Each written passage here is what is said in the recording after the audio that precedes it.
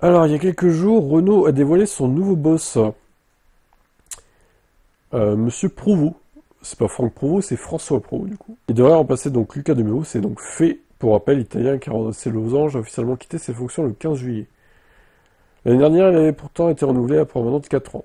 Luca De Meo travaillait d'ailleurs sur le nouveau plan stratégique du groupe. Ça, c'est fou qu'il se soit barré comme ça, alors que il était là pour du long terme, c'est bizarre.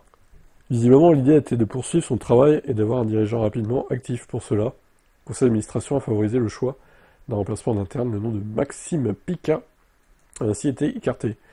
En interne, le nom de Denis Levaux, patron d'Acia, circulait avec insistance, mais d'autres ont été intéressés, dont François Provost, directeur des achats, des partenariats et des affaires publiques. Ce dernier n'était clairement pas favori, mais a été retenu, donc c'est ce monsieur. Alors, quel est son profil? Présenté par Le Figaro comme bras droit de Lucas de Meo, François Provost est donc une relève sans prise de risque. Peu connu, l'homme œuvre depuis plus de 20 ans au sein de Renault. On sent que, avec cette nomination, l'idée est de ne pas bousculer le groupe et ne finalement pas remettre en cause le travail de Demeo, qui a transformé en profondeur Renault. Donc en vrai, ça va être la continuité de Demeo, quoi.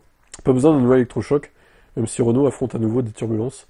Comme l'ensemble de l'industrie automobile, la marque a ainsi revu à la baisse ses objectifs financiers de 2025. S'il n'est pas là pour renverser la table, François Provost devra ainsi sûrement ajuster le plan Futurama, dont la présentation est prévue pour fin 2025. Ça comporte notamment une nouvelle génération de VE 800 volts. Bon voilà, après il y a tout son CV détaillé, voilà, si vous voulez voir, je vous laisse défiler, je vous laisse mettre pause pour lire tout ça. Bon, il a un CV bien garni, hein, franchement, je pense qu'il fera l'affaire, il sera compétent. Donc à voir si il sera vraiment dans la continuité de Demeo, ou est-ce qu'il va essayer de mettre son grain de sel quand même pour ce fameux plan en fin 2025. Ce qui m'intéresse moi aussi en tant que fan de F1, c'est que va devenir Alpine en F1. Et ça, on en parlera sur Tibet F1. Allez, ciao.